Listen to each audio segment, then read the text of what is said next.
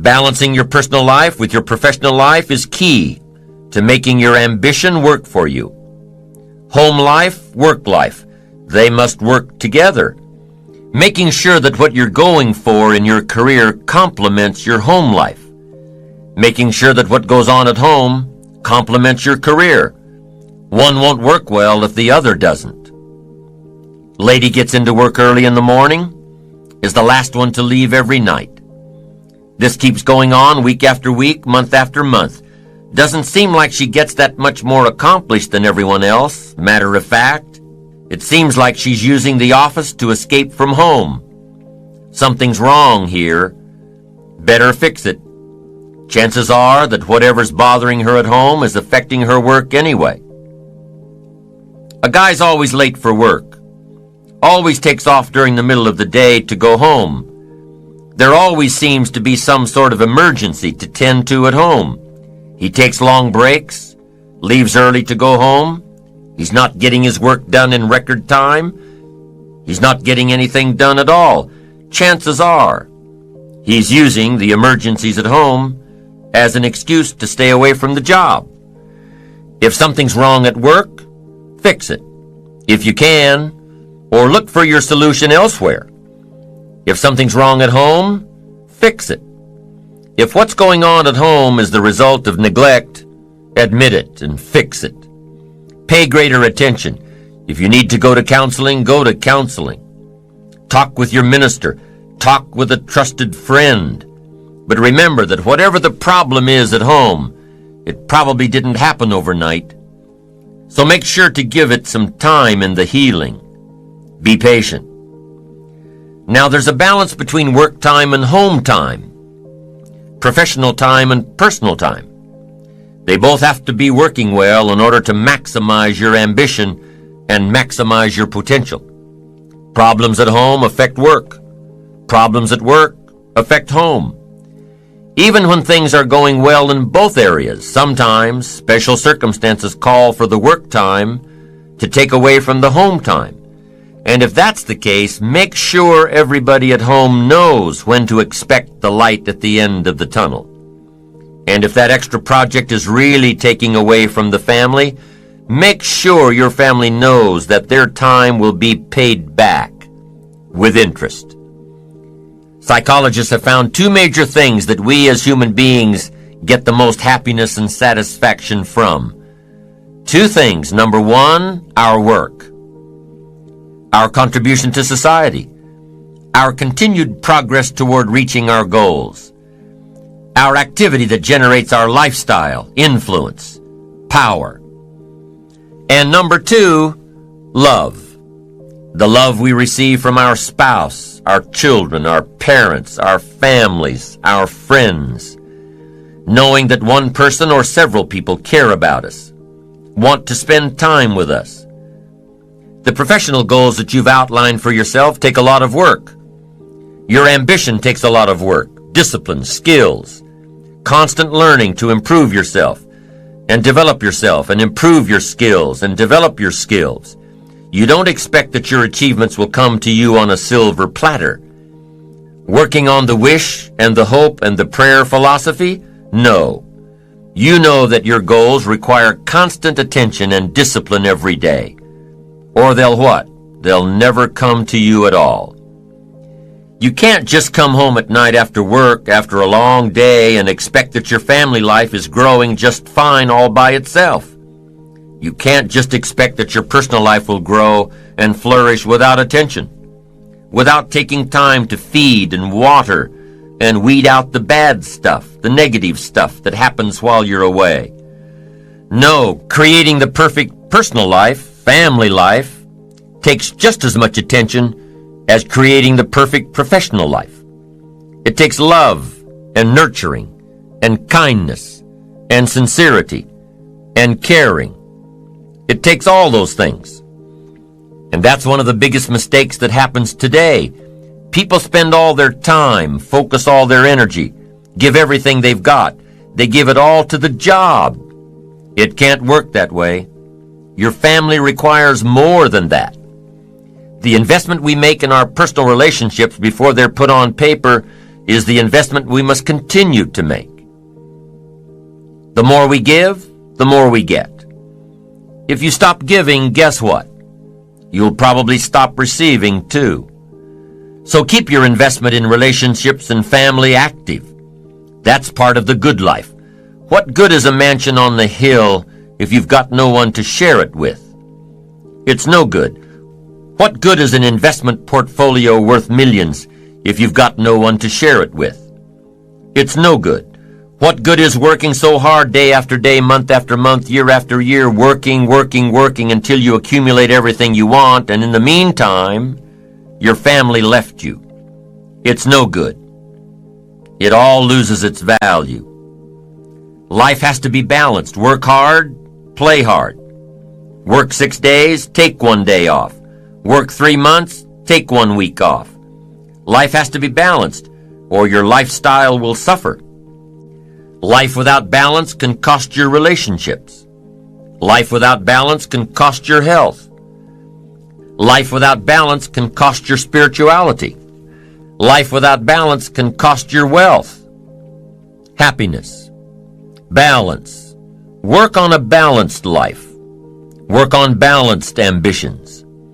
If you're a believer, don't neglect it. Study and practice if you're a believer in spirituality. Nourish, study, and practice the art of spirituality. Because we learned before that the great destroyer of all of us is neglect. Starts like an infection, becomes a disease. One neglect leads to another, starts spinning out of control. Here's one thing to consider if you've neglected your spirituality, if you're a believer. Now, I'm not asking you to be a believer, but I'm asking that if you are a believer, do not neglect that part of your future. Study and practice as diligently as you study and practice ambition and parenting and skills and success in the marketplace.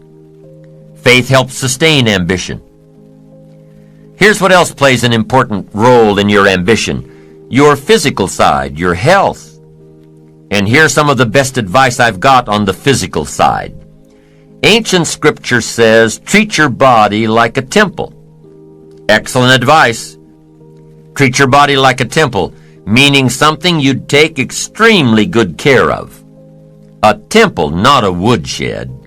No, a temple. And here's why. The mind and the body work together. You've got to have both functioning well. Here's one of the best ways I've come to look at it. Your body needs to be a good support system for the mind and the spirit. A good support system that can take you where you want to go, support you with strength and energy and power and vitality. Here's a major part of success: vitality. I'm telling you, some people don't do well simply because they don't feel well. Now, feeling well is a personal responsibility. By taking care of the temple, it's the only place you've got to live. Your physical body. Cherish it. Ancient scripture says this: sometimes the spirit is willing, but the body is weak. See, that's a sad combination, a willing spirit and a weak body. You can't think of a much more pitiful combination. You wake up in the morning and the mind says, let's go get 'em, and the body says, I can't even get out of bed. You now have to have a conversation with your body that says, that's the last time you're going to fail me. Give me the excuse that you can't get out of bed. I'll drive you to your knees to do push-ups until you're exhausted.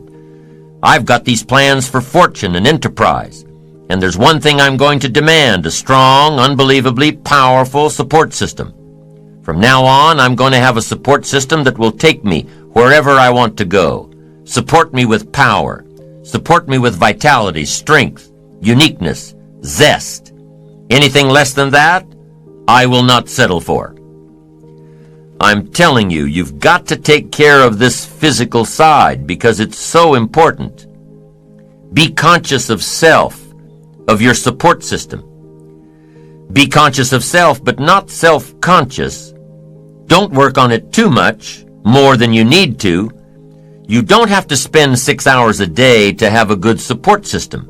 You don't have to. 30 minutes a day, 1 hour a day, and you can have a strong, healthy body. Exercise? You can do just a few simple things. Take the stairs instead of the elevator, unless you're on the 50th floor in New York. When you're looking for a parking space, don't look for the one that's right by the front door. Park a block away and get a little bit of exercise. But here's the best exercise program in the world, the one that'll work for you, the one that you'll do, the program that won't bore you or hurt you. If you don't like to jog, if your joints can't handle it, go for a walk. If you don't like to walk, take up swimming half a mile a few times a week. If you don't like exercise that seems like exercise, get into a sport, like tennis or racquetball or basketball or softball. You don't have to do too much, just enough to keep your body a good support system. Here's what else happens when you participate in a regular exercise program. You just plain feel better. Not just your body, but your mind. It's kind of a paradox, but the more physical activity you do, the less sleep you need. The more physical activity you do, the better your mind works. We've all heard of the runner's high. Well, it's true. 20 to 30 minutes of sustained activity starts releasing endorphins in our bloodstream. And endorphins are our body's natural secretion of morphine. No wonder they call it a runner's high. It is. Take care of the physical so that it becomes a happy support system. It'll have the muscle and the strength and the vitality to take you wherever you want to go, accomplish whatever you want to accomplish. Develop a good support system to take care of you and make all of your dreams come true. Because you've got to have the physical. Okay, and here's what else you need to pay attention to in the physical. Those things that could hurt you, like overeating and smoking and too much alcohol. These things can destroy your temple just as surely as pure neglect. Now, a fine glass of wine with dinner is one of the joys of life, lifestyle, but drinking too much too often will tear down your temple, and it'll do more than that. Drinking too much at business dinners or social dinners will end up alienating you from the professionals who know their limits. Make sure you know your limits. A fine glass of wine, yes. A bottle of wine? Probably not.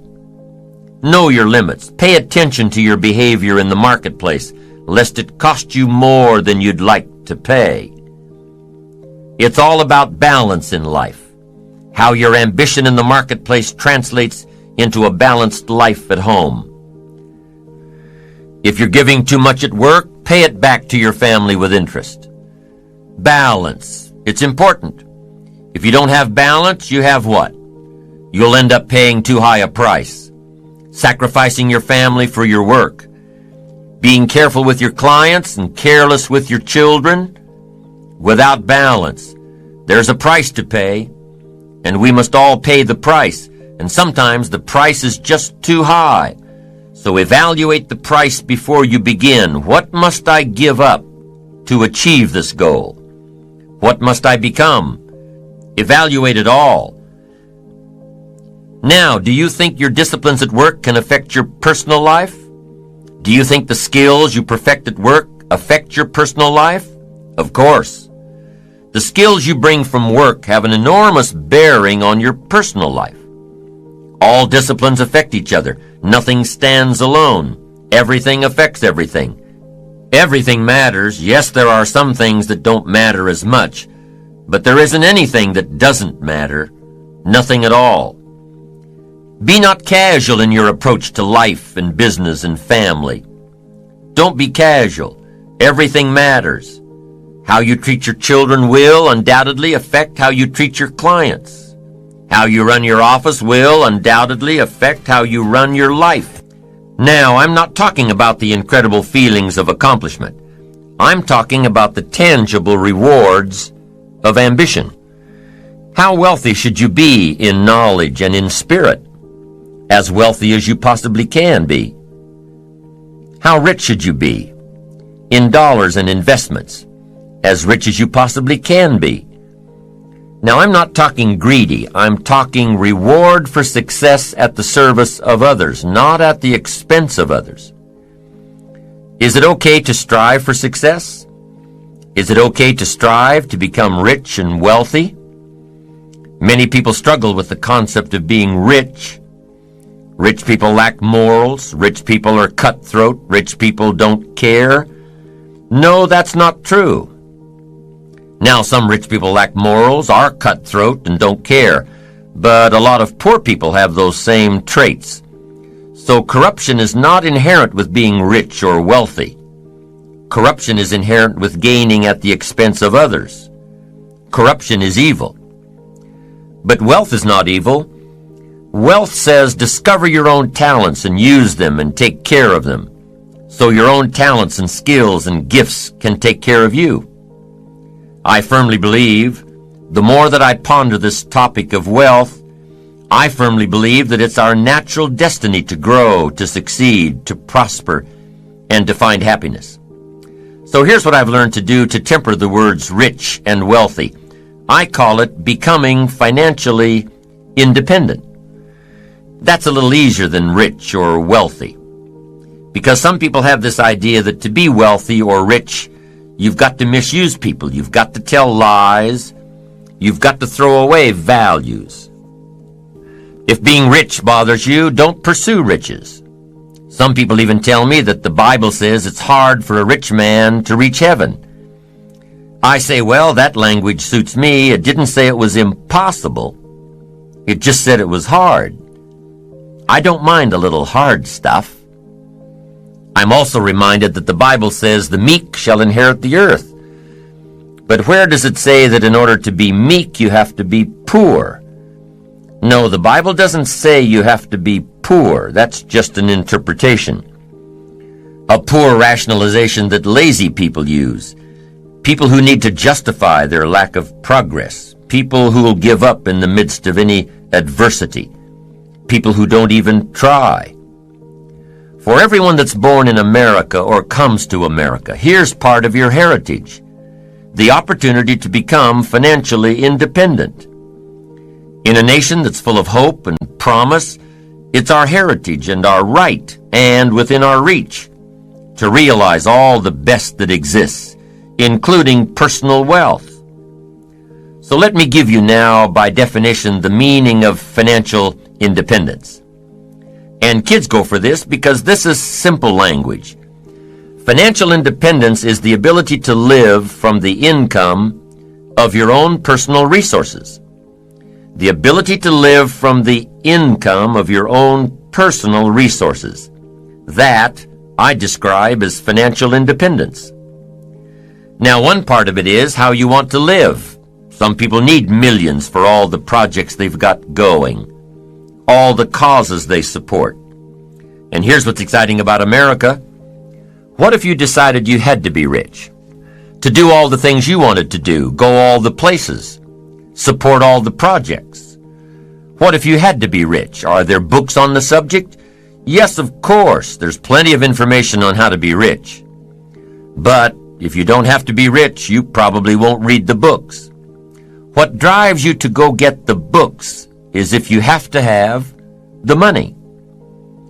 Now, some people don't need much money. I understand that. Some people lead modest lives. But financial independence, that, I think, is every American's heritage. Someday to become financially independent. The ability someday to live off the income of your own personal resources. Wow, it's freedom of the most exciting kind, financial independence.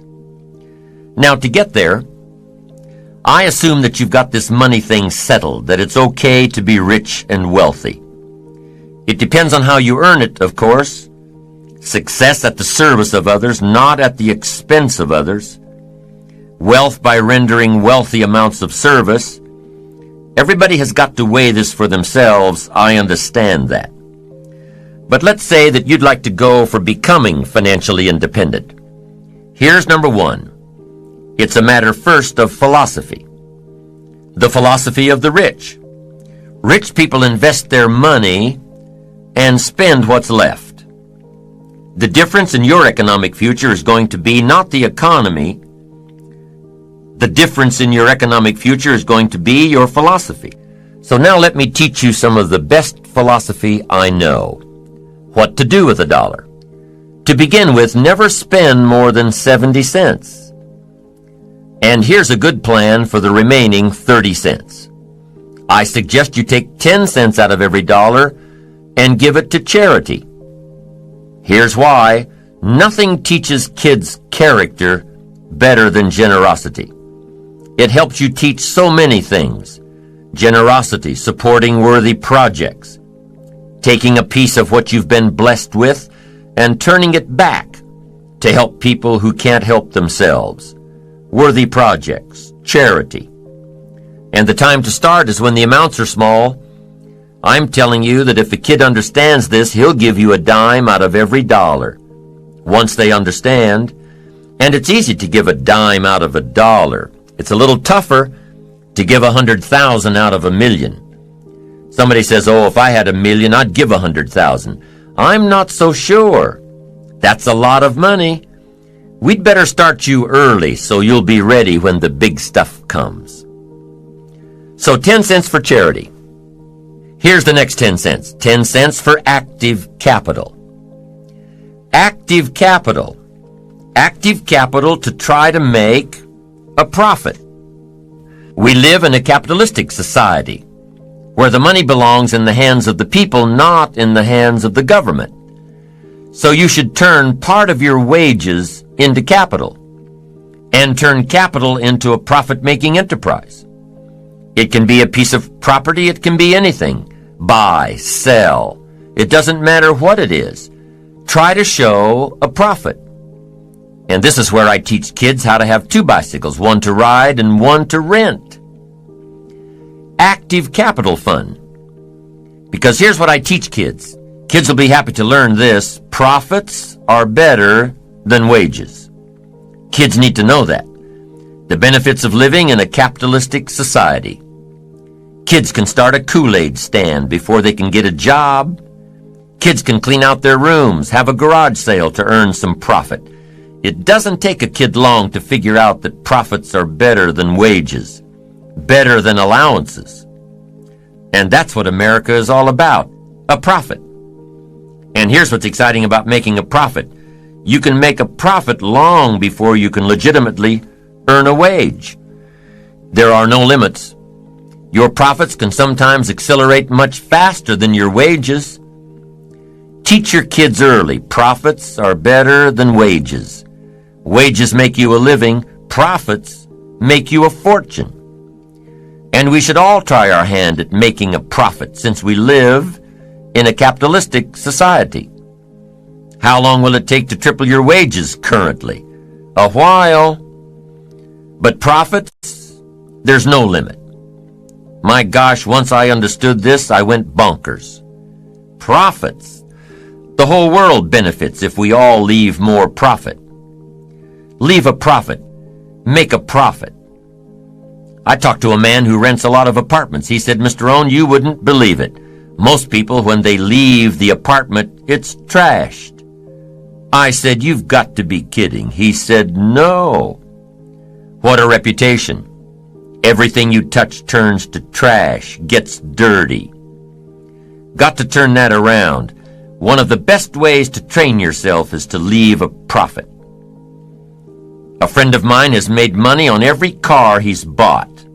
Why? Because when he traded it in or sold it, it was always better than he found it. It was always better than he found it. The key for parents is to touch a life and leave it better than you found it. Touch a business and leave it better than you found it. Touch a job and leave it better than you found it. Whether you stay 6 weeks, 6 months, 6 years, always leave it better than you found it. Make a contribution. Leave a profit. What a world this would be if everybody left a profit, not a piece of trash. Now here's the third 10 cents. And you can become as wealthy as you want. The first 10 cents goes to charity. The second 10 cents goes to active capital. And the third 10 cents is for passive capital. Passive capital means let somebody else use some of your money. You're the passive partner. They're the active partner trying to make a profit. They'll pay you interest. And one of the most valuable things for your future is called compound interest. Nothing more valuable. And I suggest 10 cents for passive capital. Let someone else use it. Pay you interest on it. Now here's what else I teach kids. It's a Bible philosophy. And here's what it says. The borrower is servant to the lender. Excellent information. The borrower is servant to the lender. And if you've taught this properly and asked kids, what do you want to be? Here's what they'll tell you. They'll say, I want to be one of those lenders. That's the power position. If you're interested in power for the future, influence for the future, being ruler over much, I'm telling you, the key is to be one of those lenders. Not a spender, no, a lender. Now, if you can't reach this little formula right now, if you can't start here, here's what you do. Start where you can and work toward it. 70, 10, 10, and 10 is the ideal. And it doesn't matter if you're trying to lose weight or to get your health in order or to get your finances in order. Next in building your financial independence is to keep strict accounts. You've got to know exactly where it comes from. You've got to know exactly where it's all going. Don't fall into the I don't know where it all goes trap. Don't fall into that. It just gets away from me. No, keep strict accounts. It's much easier than it used to be with personal computers and so many households and the software that's readily available. It's as easy as entering your deposits and checks and receipts, and the computer will tell you exactly where you stand. And it does more than that. If you're really wondering where it all goes, the computer will tell you that too. Most of the programs let you categorize your expenditures. Print it out, and you'll know exactly by category where it all goes. And when it's right there in front of you, you'll be able to evaluate what you're buying and what you're wasting. Take that wasting part and add it to one of your capital funds. It'll get you there that much faster. And here's another part of building your financial independence. It's a matter of attitude. First is philosophy about money. Second is attitude about money. Here's the best attitude. All of us must pay for democracy and freedom and free enterprise and a marketplace and a country second to none with gifts brought here from all over the world. I finally became a happy taxpayer once I was educated. You say, well, they misuse it. What do you care? That's not going to make any difference in your future, is it? That's not going to greatly reduce your chances to become rich and powerful. It shouldn't make any difference at all whether they misuse it or not. Sure, we need to vote well so the country is run as well as possible, and there's as level a playing field as possible, but what if there isn't? I'm telling you, you can't base your life on that. Vote well and then chart your own course. Vote well and take charge of your own life. We've all got to pay. And after you pay your taxes, pay yourself first. Take care of the 30% first, or whatever percentage you can start your plan with. Take care of the stuff off the top first, and learn to live off the rest.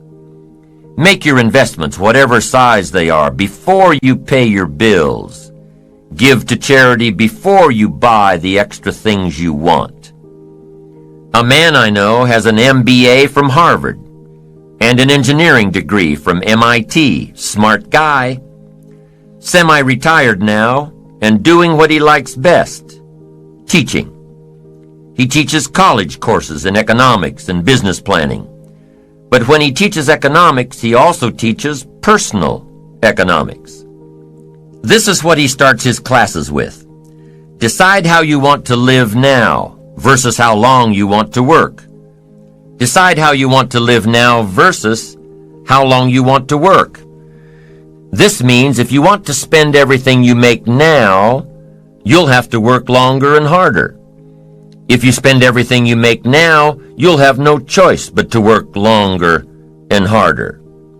But if you start investing in your financial future now, you'll have the choice. between retiring early or traveling more or continuing your career or starting a new career later in life. Once again, it all comes down to choices. Think tomorrow today and live better tomorrow.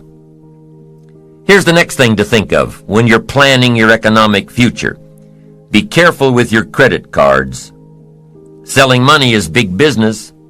You probably get invitations in the mail to sign up for a new credit card a couple of times a month. Having some credit cards is important, especially if you travel. It's safer than cash. It's easier to track than cash. But be careful. I know that's hard. When you buy something with a little piece of plastic, you don't feel the effect until you get the bill. So make sure that whatever you buy, you're still happy with your purchase after you get the bill. And be careful with credit. It's the easiest way to get into debt. Go into debt strategically, not habitually. If your business is high risk, if you're an entrepreneur whose career requires a great deal of risk and a great deal of strategic debt, keep the debt in your business and out of your personal life. I know this one's hard too, because for most entrepreneurs looking for capital, the lender requires you guarantee the debt personally. So plan your debt just as you plan your fortune. Here's another point to remember in becoming financially independent. It's hard to get rich fast. It's easy to get rich slowly. 70, 10, 10, and 10, or whatever percentages you're working with. It doesn't happen overnight. With conservative investments, it takes a while. It takes discipline to keep adding value to your future. A little every month, a little every month, a little every month. It takes time to build your fortune, your financial independence. There's a saying about investing, time, not timing. The saying says time, it takes time. Now, if playing the stock market is what you do, then you know that timing is a whole other ball game. But for the average person, it's time. A study was done a while back that analyzed stock market investments. The study took two scenarios into consideration.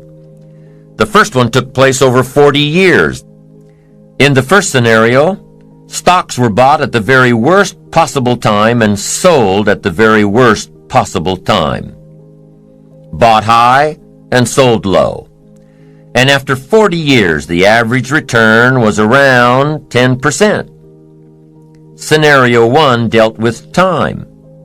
Now in the second scenario, stocks were analyzed over a 10-year period. The second scenario dealt with timing. Stocks were purchased at the best possible time and sold at the best possible time. After 10 years, the average return was around 10%. Be patient in building your financial independence. It will come small steps at a time, little advantages after little advantages.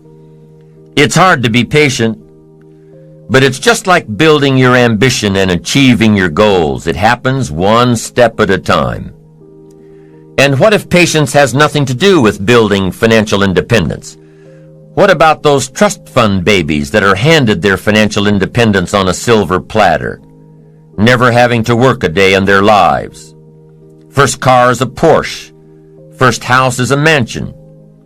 First job is at daddy's company.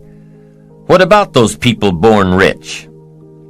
Some guy says, "It isn't fair that I'm working like crazy all day, all week, all month, all my life. It just isn't fair. I'll never have that kind of money." Well, some things aren't fair. Inheriting money. But what does that have to do with you, really?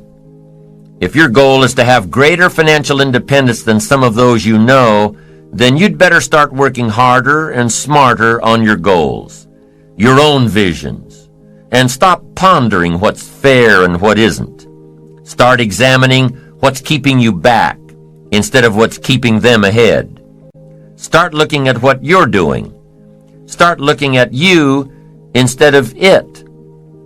There are plenty of stories and examples and experiences of people who began their careers destitute and had enough resolve to do it until they had more than they ever dreamed of. Study the experiences of others who built their way to the top instead of those who were born there. And what if you decided you had to be rich? What if you really followed the power of your ambition and your life started turning around? Well, aside from getting on the right track, increasing your earning potential, decreasing the percent you spend, increasing the percent you save, invest, give away, aside from all the benefits of achieving, there will also come some disappointments. Disappointments in the circle of friends you started with. One of the disappointments that come from achieving all you can be is in the people who choose to remain right where they are. They will chastise you for your accomplishments. They will abandon you for trying to become better. They will remain behind and say, "Boy, he's forgotten us now that he lives so well." And they'll probably say more than that. They'll probably gather in their little group and say all sorts of things to justify their own mediocrity. But remember, those who choose to stay behind have chosen their own path, an average path, a path of mediocrity. And those who have climbed above the crowd almost always wish they could return to their earlier friends, to embrace them in friendship and love, and try to help them get out of their ruts, to share ideas of hope and inspiration. But it rarely happens. Jealousy builds a big wall, one that is almost impossible to break down. So as you change, your life will change, your friends will change, your circle of influence will change. And that's part of achievement and ambition and success. An ever-changing process required to become the person worthy of reaching your goals. There are many reasons why people don't build their ambition, strive to become better, be the best they can. Many reasons, but it only takes one. We talked about many fears in an earlier session and how to work to overcome them. But here's one we didn't talk about: risk. Different professions call for different levels of risk. There's an old saying, no risk, no reward. Maybe that's the case in life, I don't know. It's a personal decision, one you have to make, regarding how much risk you're comfortable in taking with your life and your future and your money. It's a personal decision. What I do know is that there are different types of ambition, different types, and each has its own reward. The ambitions of a salesperson are different than the ambitions of a manager. The ambitions of a manager or an executive are different than the ambitions of an entrepreneur. The ambitions of an entrepreneur are different than the ambitions of an artist or a scientist or a teacher. With different levels of ambition come different levels of risk and different levels of reward. Salespeople are probably more able to handle risk than managers and professionals. And the higher the risk, the higher the earning potential. Entrepreneurs are probably even more risk-oriented. They have to be. An entrepreneur's ambition must overpower the risk of losing it all in an attempt to gain their dream. Your level of ambition may or may not be equated with your ability to take on risk. Most people can't deal with so much failure to reach success. There are only a few people, even among the most ambitious, that have the tenacity, intestinal fortitude, tolerance level to follow a risky ambition. Whatever the level of ambition, whatever the level of risk, there must always be the discipline to overcome the failures and see the end result. To keep trying until. Jonas Salk kept working through his failures until he developed the polio vaccine. Whatever your level of ambition, keep doing it until you get there. The riskier the ambition, the greater need for stability in your personal life. If you've got everything on the line in your business, you'll want to make sure everything is in line at home. Remember, the first step is to define a plan. It may not be ideal, but you're taking the first steps. And when you follow your plan, the money you put away today will help you build your financial independence tomorrow. And with financial independence, the result of your ambition, the reward of your ambition, with financial independence comes freedom like you've never known before.